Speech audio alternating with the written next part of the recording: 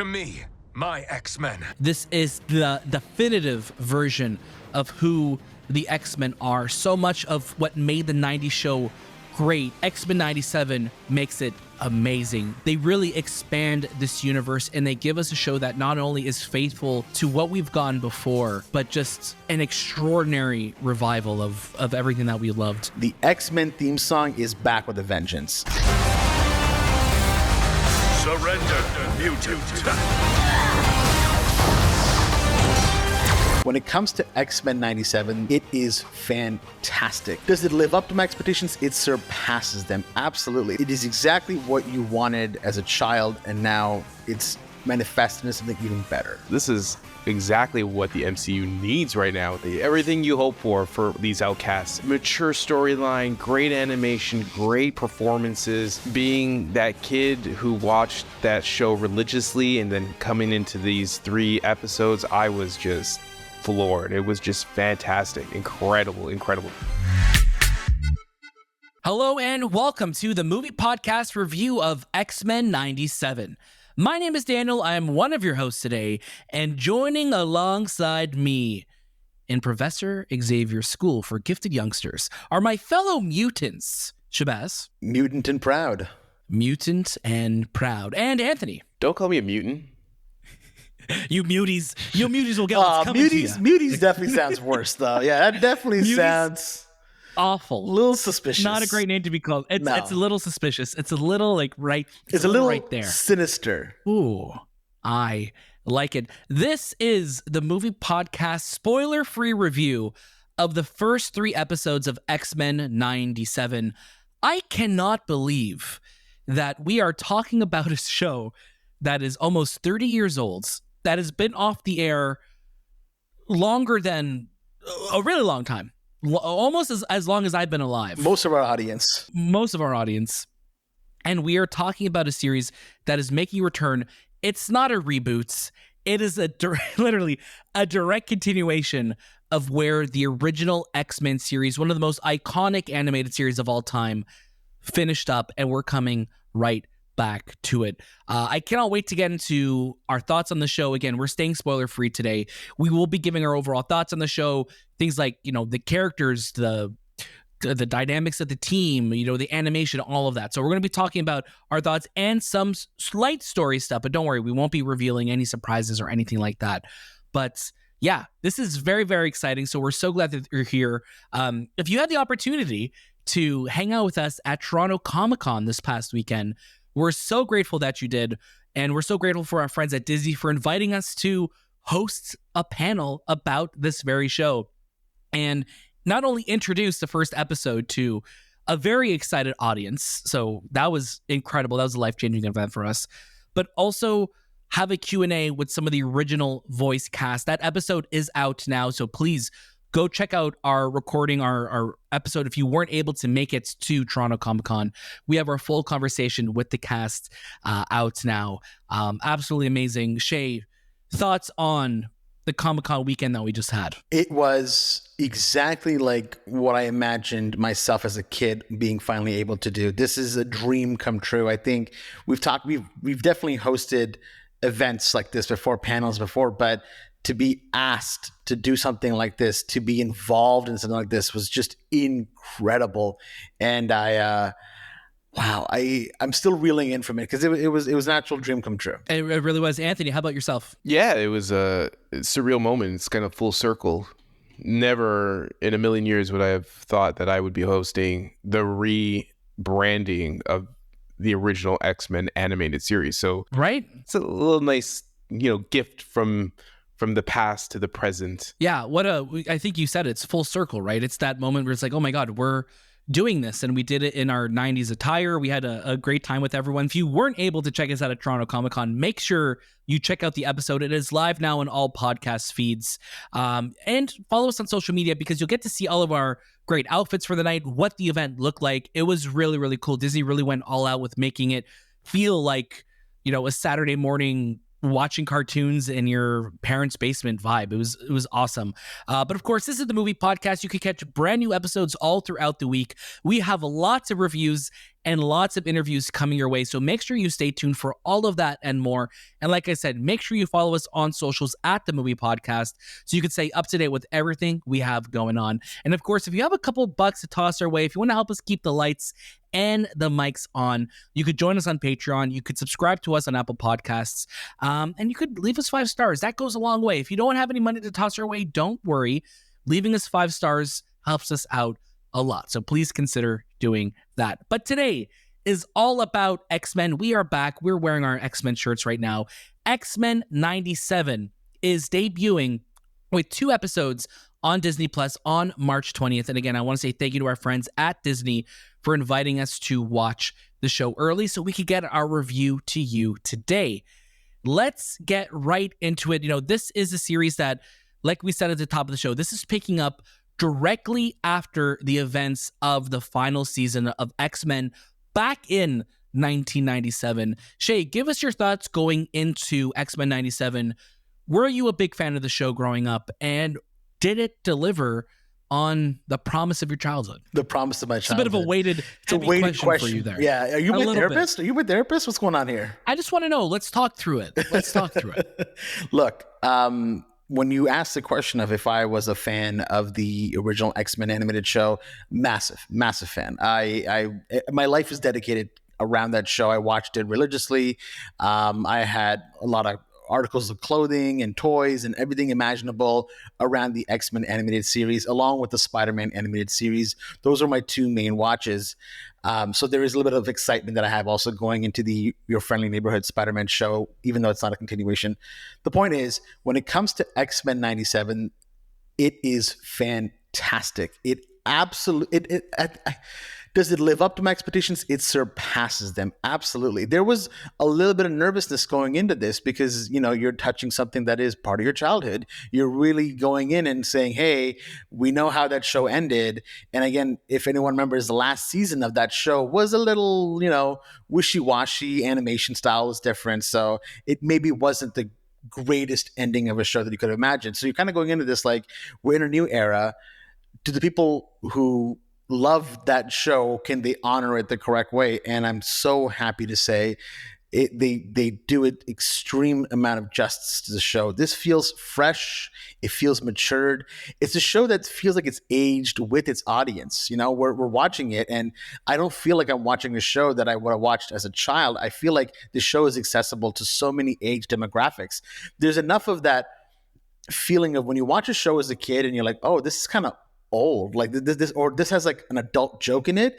This show has that, where I understand the adult jokes, I understand the jokes that are more targeted towards the younger audience, and I love that about it. I love that there's a consistency in how this show is demonstrating what the comic storyline has been versus what the previous show did. I felt like in the original X-Men animated series, the storylines were always these special events that were occurring. You had Dark Phoenix, you had Apocalypse, you had all these things that felt like we're doing a 5-part series, and then maybe we'll touch back on it later. In the first 3 episodes of this show, it really feels like there's a consistency in how the comics were written. So when the storyline is coming through, it's coming in so naturally that you're like, wait, oh my God, they're doing this from the comics, or they're doing this from the comics. And you love that about it. You love that it's going to a place where it feels familiar, but also still surprises you.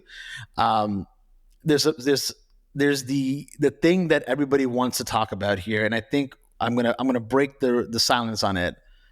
The X-Men theme song is back with a vengeance. It is so damn good. It hits even harder. And I remember in high school, I had it as my ringtone for so long, because every time someone would call me, I'd be like, yeah, I'm not going to pick up. I'm just going to let this ring for the whole time. Shay, please, we need you to answer your phone. It's the police, please. Please. It's Professor X calling. No, like it's such a good show, and I want you guys to talk about it too. But I can't believe how much I love it. Like, there's such an overwhelming relief that I had after the first 3 episodes finished. I was like, wow, that was even better than I could have ever imagined it to be. I like that you brought up a relief, and because again, you're touching something. It's very difficult to go back on nostalgia. We know this from a lot of films that we've seen over the years where we're like, okay, we're doing a legacy sequel. We're doing something that is going to directly touch on something that was formative to you as a child. And a lot of the times it doesn't work. It is something that people will be like, oh, why are you touching this? You're ruining my childhood. Why would you even want to attempt to touch this? But you said it so well, Shay, that this is something that feels like it's aged with its audience. At the end of the day, the original X-Men show was a cartoon that gave in the mornings or whenever you would watch it after school, whatever, but it was still very focused on children. And yes, there were more mature storylines that would happen, but this is a lot more of an in-depth, serious take on what they started in the 90s. I think this is the type of show that they would make back in the 90s if they had the time and the resources, right? Yes, it's only 10 episodes long, this series. We've seen the first 3. But what it does so well so far is bring you storylines that matter, give you the team dynamics that you want to see, hear the voices that you remember hearing. Yes, there's some changes either from people who have passed away or doing things that, you know what, let's actually cast the person's ethnicity who's this character as the role for the show, right? And that's great that they were able to do that. But when you're touching something that's a direct line to people's childhood, it's always a risky bet. But I'm so excited to talk more about it. I'll give my thoughts in a second. But Anthony, please jump on in. Give us your thoughts on X-Men 97. Yeah, it's also the first Disney, Marvel Studios, or Marvel Animation now, and Marvel Animation series, movie, whatever that's not tied to the MCU directly. As at this point, right now, it's its own thing. So that alone is so different, right? Like, we have been given so much MCU films and TV series that are connected, and this is exactly what the MCU needs right now. It's something completely not connected, and I hope they'll never connect it, because it is almost like this Elseworld story that we are being reintroduced to the X-Men with a show that introduced the X-Men to the masses, because before that there was just the comic books, right? So the animated show is the first version of the X-Men to give a voice to Wolverine, to give, Rogue her Southern Belle vibe. So when you think of the X-Men, that's the first thing you think of. So this series really honors that and continues that storyline of things that we might have read in the comics and bring them to life. And I'm so excited to see a lot of these episodes where I'm like, yeah, I remember that in this issue and that issue. And there's just a level of production value that went into this series that, I'm a big fan of Invincible, and Invincible has great animation at points, but like nothing comes close to what you're going to get from the X-Men. Like, the X-Men animated series is like crazy good animation. There is a sequence in the beginning of the series. And you're talking about 97. Sorry, specifically 97 right now, right? specifically. Yes. Yeah. If I confused you, but there are sequences. There's a dance sequence with Jubilee. Not a spoiler. You see it in the trailer. But you see in the trailer. There's a depth perspective of her dancing. She has like the whole 80s gear on. She has the glasses down. She's dancing, and the whole animation, the hair, the blurred background, just feels so good. I'm like, man, they really gave this series the budget to make something like this, and it shows. Like, there are really hype moments, especially in the first episode, where you're just like, wow, Cyclops is tracking down like Captain America from the sky because something happens, and he's just like, you feel him just diving down. It's like he has this Captain America moment. But the X-Men animated series is a very important childhood memory. Like, I grew up with it. Saturday mornings and sometimes Sunday nights when there was like special premieres. The X-Men animated series was the first cartoon animation that I watched that really continued a story. It wasn't a bottled story. They were just they would reflect back on 7 episodes, and they would talk about things that happened a while ago or go backwards and forwards. That was not seen in animation stories like that. It was just not common. It did have a soap opera vibe, I would say, like rewatching the original animated. Yeah. There is a level of soap opera and telenovela. Corniness. Yes. corniness. Yeah, it's of its time, right? Characters So it's very are product of unhinged. their time. Storm with her claustrophobia and just like, no, please. And Professor X, it just love Lore and Wolverine. Everyone is a little unhinged. I feel like this one, they're more stable in the first 3 episodes. They feel like real characters, right? They really feel like real characters. Yeah, that 3rd episode's a little, maybe probably the most unhinged that I've seen these guys go through. Yeah, I'm just floored. Unexpected. I thought it would just be basic storytelling. They really did a great job of maturing these characters. There's sexual tension. I know sorry kids, but there's tension that you see it. There's blood sometimes. There's some really interesting, it's scary, man. It gets animation that they use for certain dream sequences, or maybe going into someone's mind. Yeah, it is really, really well done. I am so excited. And I'm going to do this without doing too many like excited, extraordinary, excellent type puns throughout. But I'm so excited. For example, when we saw that trailer drop about a month ago, and we're just like, oh damn, like this looks really good. The fact that they're leaning into that nostalgia of what that original series was. Anthony said it, like this was what X-Men was for so many people. The X-Men animated series, the original OG series.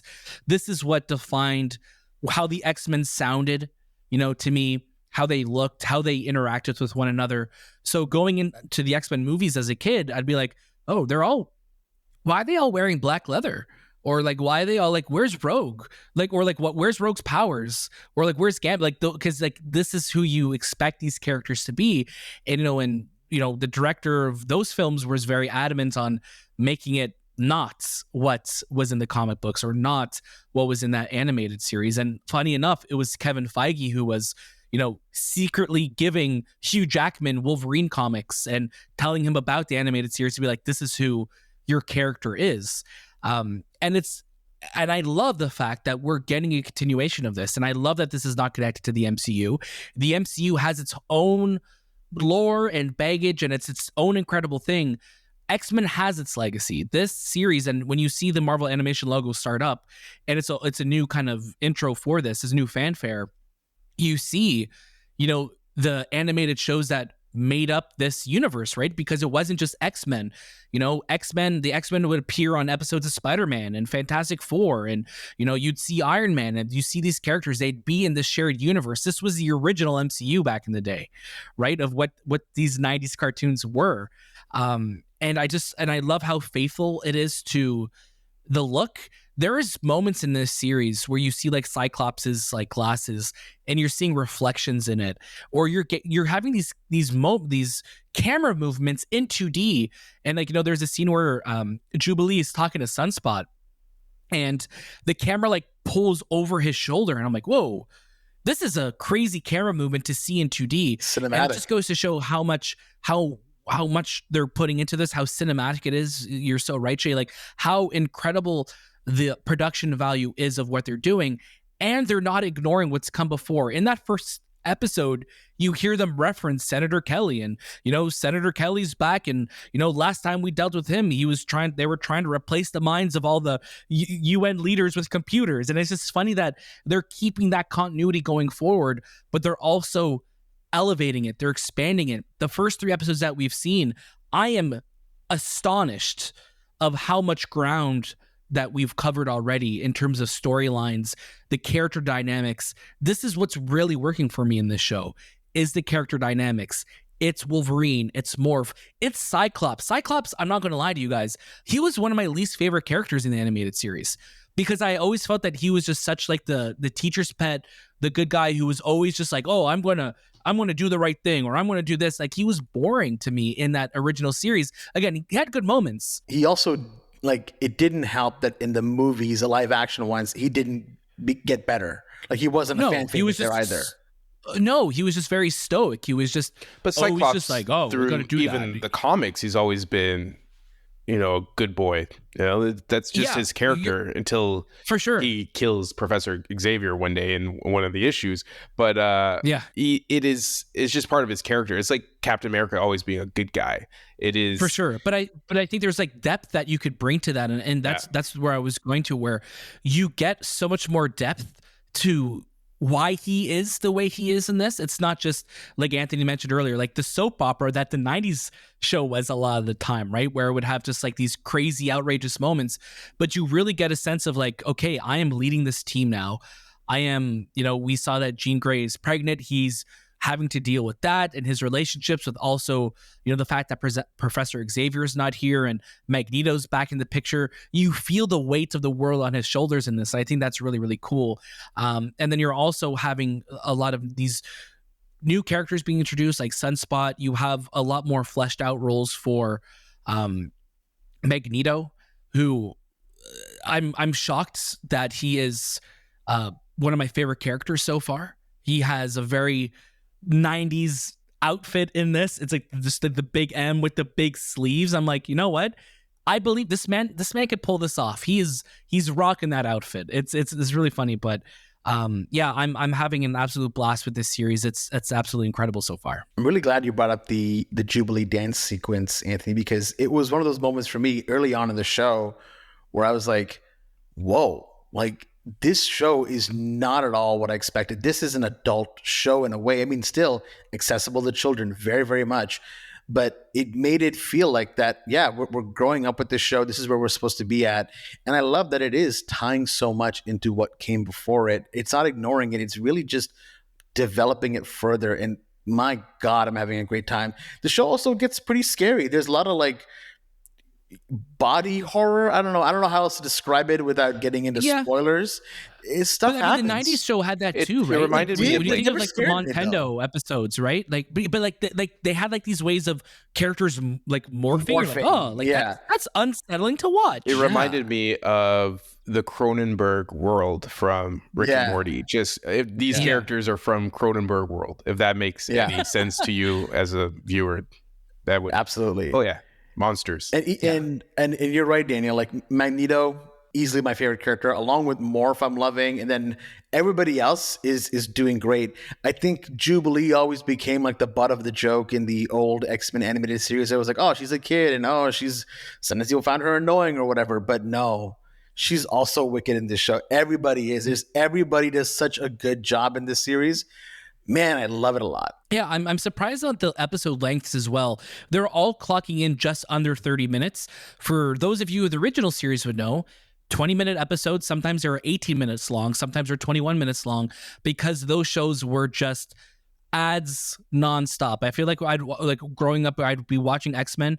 Every 3 minutes was an ad back then. It was maybe 8 minutes to 12 minutes of a storyline in those episodes, because there was a lot of flashbacks, and you'd rewatch scenes of a previous episode over and over. Right? But even not even the previously, it would be like they're telling Wolverine's or Weapon X story, but then they'd show it again with an extra scene attached to it. It's like, oh. It's interesting because, but again, I think back then when, like Anthony said it, it was that original series. It was one of the first animated series for kids that would have these story arcs that would go on through 3, 4, 5 episodes sometimes, right?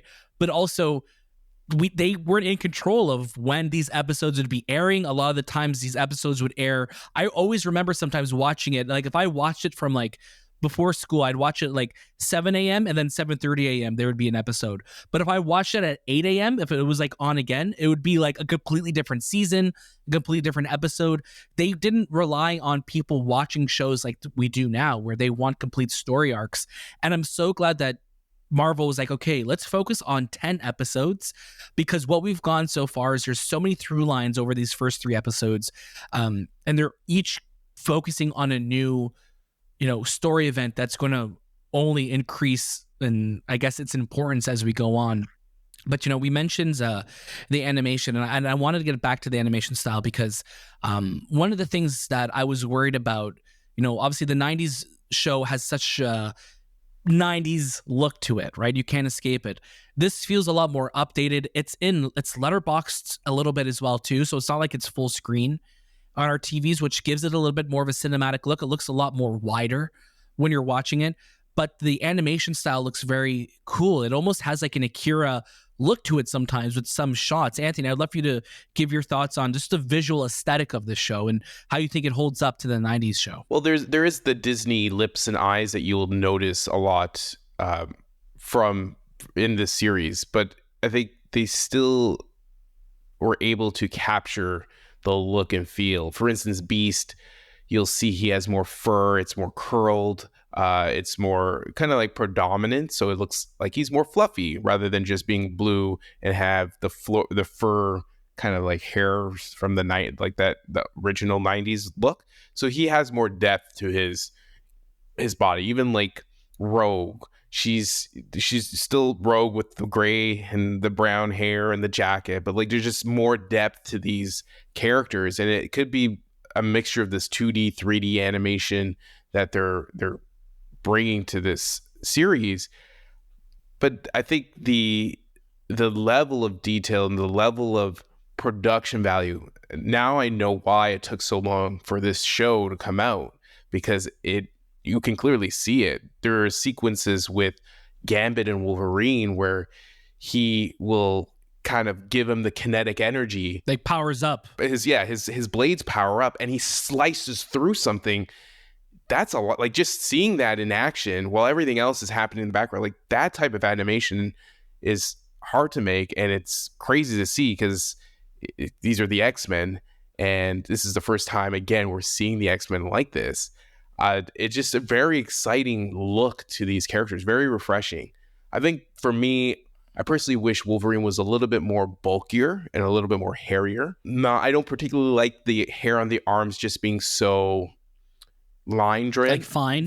It's just like, this is a line, it's a line, it's a line. I feel like his biceps should be much bigger. He should be more bulkier and more animal looking. Not in the sense of he needs to have the teeth coming out or like the fur out of the face, but more just someone who is grisly looking. And I think they need that for this character. But when we're talking about favorite characters, I think Cyclops does a really good job of making you like him in the first episode, especially how he uses his powers. And, you know, he goes through a lot. He is the leader of the X-Men, so to speak. There's things that change, but he takes on this responsibility. And I do like him as a character. Wolverine will always be my favorite character. Absolutely. But it's nice to see these 3 episodes, which one thing that we didn't mention, all leave on a cliffhanger for the next episode. So it makes you really want to return. There's never a bottle story, and there probably will be, but each episode has this cliffhanger ending that you just want to watch that second, and that they're very similar to the books. Very, very similar. Yeah. You're just like, damn, like I need the next episode now. So it's been so fun watching it, but especially where things end in episode 3, I'm like, oh my God, now we have to wait. I know we're very privileged to watch these episodes, but that's just a testament to how good the writing is of the show. And Anthony, you know, you mentioned Cyclops. There's some, again, like I said, there's some shots of Cyclops' like glass, his eye, his visor. Yeah. That look incredible. Just this suit alone, I mean, this like the shading on the blue with the yellow, the pops of color in the show look incredible, and it really made me miss having been going through the X-Men films as well in anticipation of this show and of Deadpool and Wolverine, of like, oh my gosh, like these characters, the X-Men are such incredibly well written characters. I wish we got this version of them on the big screen. And I'm like, I would so take an animated X-Men 97 film. I just don't think like it would work on the big screen. I just don't think it will. Like it just there's like live action. Yeah, like it's not gonna look as good. I think I just don't see it because was X-Men First Class. Like at the end of that film, they are wearing like the yellow suits, and again, I guess at that time it did make sense. So that's probably the closest we've gotten, not counting Deadpool and Wolverine.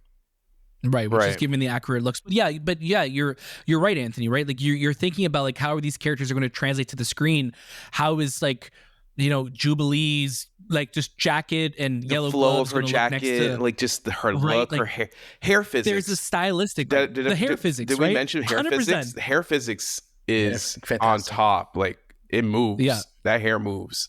Everyone's hair is moving. And the one thing that we haven't really spoken about too much is the voice acting. It's so good. I mean, we're having a lot of people return from the original series, and we're having some new faces appear as well. Everyone does a phenomenal job. Like, you're settled right in. I think there isn't a single portrayal or performance that I'm like, oh, that doesn't work for me. I'm loving it all. Characters like Storm, who in the original series, it's the same voice actress coming back for Storm. But Storm in the original series was very over the top. And you still get that sensibility here. Like, she still speaks like she did in the 90s show, but it feels a little bit more mature and reserved. Every line of her isn't, by the Arctic winds, I command. Like, it's not like that as That was a good much Storm. anymore. That was a good Storm. Thank you. I've been practicing. Understudy. No, but like everyone really gets their moment to shine. And when you have the dynamics of a team that is a huge roster of characters, they've been able to balance these character dynamics. And I think we're also so conditioned in the last 20 years of X-Men films to think of Wolverine as the main X-Men. Yes, he's the most popular one, but Wolverine is not the main character of the series. And I think that's so refreshing. They're using Wolverine how he was used in the 90s series. And I'm curious for the team making the show right now and making these future seasons, how are they going to, I guess, adapt to the last 25 plus years of X-Men comics, to shows, to movies, characters that people really didn't know back then, like Deadpool. Deadpool has like a blink and you miss it cameo a couple times in the animated series. He never speaks. Is Deadpool going to show up in this series? Is Scarlet Witch going to have a bigger arc? We know she's in the original series, but is she going to be given a lot more to do? Are we going to get that, like, No More Mutants, that whole House of M storyline, that happening fully? There's a lot that they could explore in this series that are more newer additions or more recent additions to the lore of X-Men. Anthony, what do you think? They have like 50, I don't know how many years, from 1963 to now, I don't know how many years that is, but they have a lot of storyline, even though they captured a lot of it in the animated. But there is quite a bit of storyline that we haven't yet gotten. For instance, Wolverine's background, like really diving into Wolverine's past, not just his Weapon X phase, but more of how he grew up in I think it was Alberta, and how he was always a sick kid and how he became Wolverine. Things like that, I think they have huge opportunities to tell. But I like you see it. There's a lot of like this. The third episode takes a storyline from the 80s, so they bring it in. Kitty Pryde's not even in here. Colossus, Nightcrawler. There's a lot of X-Men who are not part of this universe yet that they still have a chance to bring in and continue their story. Omega Red, like there's so much. Like I would love to see Wolverine and Omega Red go at it one more time. Captain America and Black Widow and Wolverine during World War II. I know I'm making it more of a Wolverine thing, but there's a lot, right? There's a lot. Like even Sunspot wasn't a character that we got in the original series. We're getting him here. There's a lot of other characters that you're going to see introduced in the first 3 episodes that are going to make you like, oh wow, there's that person. Love triangles. Morph is love triangles, or Morph is turning into this character. And it's like, oh, cool. It's cool to see that. It's cool to have a character like Morph use their powers and turn into different characters that we know of, that they may be challenging or channeling, their powers. But it's really cool. And like, yeah, there's so many places that they could go to.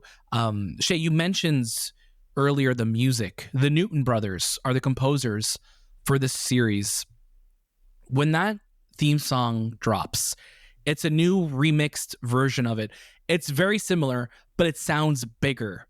And when you listen back to the original X-Men theme, it feels very 90s. It feels very made, like synthesizer based song. This feels a lot bigger and larger in scope, and when it shows throughout the episodes, it sounds really good. And I'm just so excited to have that soundtrack drop as well, because then we'll actually have a proper version of this X-Men theme, and that has been so iconic for 30 years at this point. The one thing that I am, I guess, curious about is, do they continue with the number? Is it X-Men 97 now? Next year, is it X-Men 98, X-Men 99, 2000? Like, I would have preferred just called X-Men Children of the Atom. When you put a year, it feels like, well, we're going to have to move on from this year after this year. And go eventually, right? And go through. But I just feel like it's going to get tiring because you'll also have to like match those years up with the characters a bit. And so you're now spending time focusing on, well, what did this year bring, or what did because they're going to hit the 2000s, right? Like 97 to 2000 they're very similar. But when you hit 2000, what does the 2000s look like? So it's I would prefer just the number removed and just say X-Men, but I get what they're trying to do just to kind of reinitiate the series again. But yeah, it's something that I'm wondering, what do we do? Do we continue with the year, or do we just call it something else? It's a good question. Honestly, like I dig the name only because I think they really want people to know, hey, this is a continuation of like that 90s show, and we're having that nostalgia play in it. 90s and late 90s 2000s culture is really, really popular right now. But I am curious, you're right, because going forward next season, is it going to be X-Men 97 season 2, or are they going to call it X-Men 98 or continue on that way? There's a lot of possibilities where they could go with it, but because also when you look at the original series, I mean, just X-Men the animated series, you don't really ever think of it you don't really think of time as passing as much. I mean, that's with all animated shows, right? I mean, Bart Simpson would be like a 60-year-old man at this point. But like you always think about time is almost frozen in the universes like this.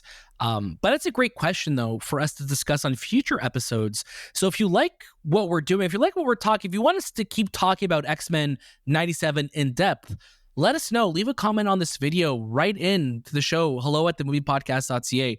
We'd love to keep talking about it if there's an interest there. That way we could really dive into spoilers for the show. But let us know. Until then, let's get to our final recommendations of X-Men 97. And Shahbaz, I'm going to get you to start us off. I mean, based on these first 3 episodes, this is a definite watch it. You have to see this show. It is fantastic. I'm so excited to see where it goes. And if it continues to live up to these expectations that have now been built up while watching it, it is exactly what you wanted as a child. And now it's manifested into something even better. I'm right there with you. This is a watch it. I think this is the definitive version of who the X-Men are. So much of what made the 90s show great, X-Men 97 makes it amazing. They really give these characters they do. They mature things where they need to. They really expand this universe, and they give us a show that not only is faithful to what we've gone before, but just an extraordinary revival of everything that we loved. There is some incredible animation here. I am truly blown away. I think that's something that I know we spoke about a lot. I am blown away by the look of the show. I am so happy that a show like this can exist, and we're getting more of it, I hope. And, we're getting a different animation style with Spider-Man freshman year. So there leaves a lot to look forward to. And over the next, this 10 episode season, I really think we're in for something truly special. Watch it. Anthony, take us home. Yeah, this is a definite watch it. It's everything you hope for this, these outcasts, and really being that kid who watched that show religiously, and then coming into these 3 episodes, I was just floored. It was just fantastic, incredible, just mature storyline, great animation, great performances. And those cliffhangers really drive you into like, I want to watch. Like, I can't see this series just faltering after the 3rd episode. Like, it can only get better, right? Like, there's it all goes down from here. There's 10 episodes this season. I was like, wow. Like, I can't wait to get to 10 because there's gonna be more. And I just hope, this show gets the attendance and the viewership, and it's something that people new and old will love. I just hope that, because this is such a fantastic series. It's so unexpected from Disney. It is unexpected. I just did not expect this. Yeah, because it feels like something that is like, oh my gosh, you're giving us something that is, again, whoever thought that we'd get a sequel to that series? It's like getting a sequel series to like the Batman animated series today, or getting like, or Spider-Man, like the animated. It's like, it's such a fever dream. It is such a dream of an announcement to happen, and we got it. But we're so trained too to be like, this story is connected to everything else in the MCU. So getting it, it's just so refreshing. Like, no, it's not. This is like the X-Men. Like, we are getting the X-Men before a live action. That is something that is not in the vocabulary of Marvel Studios. I hope they take this thinking and continue with this blueprint and do other stories like X-Force, or Deadpool. 100%. Give us more Alpha Flights. What's Punk up to? Yeah, what's Punk up to? What are all those fine Canadian mutants up to? And again, shout out to Canada. So much of this voice cast is Canadian. So much of the X-Men themselves are Canadian. So it's so cool seeing that representation. It's awesome seeing that. And I just cannot wait to keep talking about this show. Again, if you like what we're doing here at the Movie Podcast, let us know. Give us 5 stars. Follow us on socials. Again, if you want us to talk about this series more, let us know. Engage with this episode, because we would love to talk in spoilers every week about it, because there's so much to dive into. And I'm so excited we're in the time of the world that all of us will be able to talk about what's coming next, our predictions, what we're hoping to see. It's an awesome time to be an X-Men fan again. It's been a long road to get here, and we're really in for a special year, I think, with this, and then Deadpool and Wolverine later in July. Of course, this is the Movie Podcast. You can catch brand new episodes all throughout the week. Like I said, make sure you follow us on socials. If you want to support us on Discord, that'd be great. And on Patreon, everything you need to know is in the show notes below. But until then, that was This Time with the Movie Podcast, and we'll see you next.